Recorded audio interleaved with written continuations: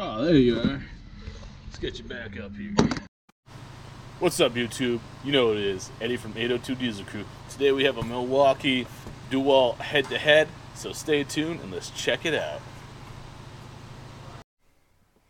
Now the kit that I got from Milwaukee, from a gentleman on Facebook, I believe his name is Nick.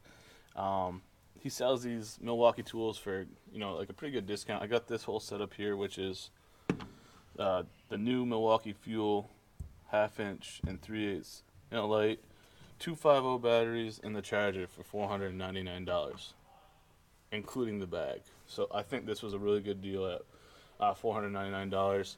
I'll try to leave a link to his information to Facebook because he sells a ton of tools, not just Milwaukee, but a lot of stuff.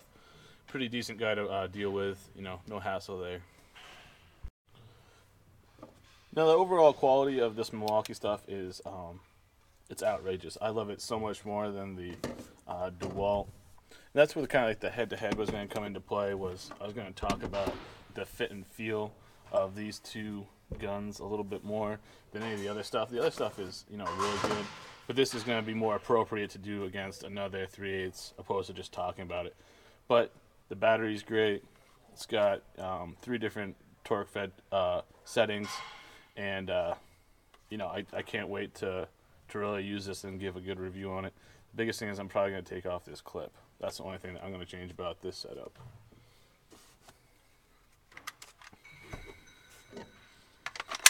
As for the light, it's just a light. It's very bright, single LED. It's going to play the part of the job that I need it to do.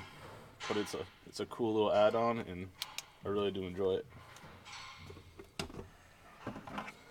The charger can do both the the bigger 18, the M18 style, and then the M12 style in here. So it's kind of a dual functioning thing. Now if I want to buy M12 tools, I just need to buy the battery and the actual tool, and then I'll be all set up to go. Now when talking about these two tools in themselves, the first thing I noticed was the battery casing on the DeWalt is a lot cheaper than on the fuel setup. I actually smashed this battery, so you can see it's like trying to talk to you right there. I smashed this battery one day because this plastic is a hard plastic and it's not real resilient to drop. So if you drop these things on its face, it's gonna crack. This thing has cracked all the way around the face, so I just use electrical tape to put it back together. Still works fine. It still works fine. It's different settings, but it's not really what I would consider to be a good setup at this point. The fit and feel of these two things, the DeWalt feels a little bit more clumsy.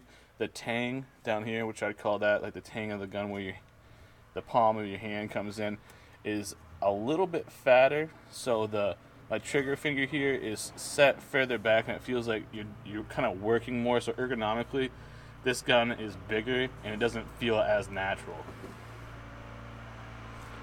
Where the Milwaukee, you can see I can get a lot bigger of a grab. With the Milwaukee here, you can tell that I can get a much bigger grab on the gun. So ergonomically, it feels a lot better in my hand. But the overall weight of the two, even with the 5.0 battery in here, is about the same.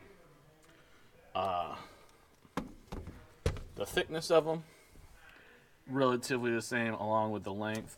The only thing that is really different is the Milwaukee sits a lot higher than the DeWalt. So if I was to make a 90-degree angle right here, it'd probably be almost 1/2 inch difference between here to here.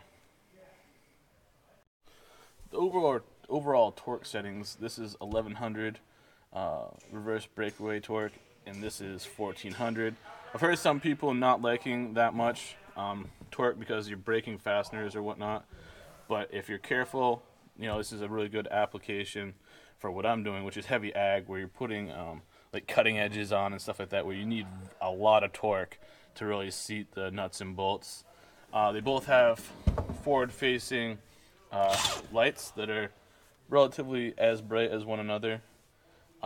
the battery life setting on this is on the front, whereas the DeWalt is on the back.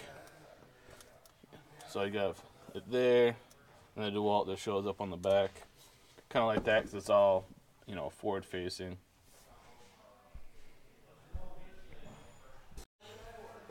So I guess that's all I really have for right now. The DeWalt has stood up to the test of time. The actual tool has. The battery, like I said, has kind of been shoddy. It does work, but with constant vibration, the battery will fall off. I've used the Milwaukee setup a lot. Not this specific one, but they have held up a lot better. So I'm going to be curious to come back and tell you guys the whole story on which one's better. But for right now, this is just the introduction of my new fuel line that I have for work. I'm going to be retiring the DeWalt series to the duties of being at home and doing side work, where these are going to be in my primary box at work for doing day-to-day heavy-duty stuff. Alright, brothers, if you liked that video, stay tuned for more.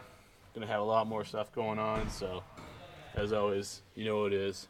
Eddie from 802 Diesel Crew, signing out.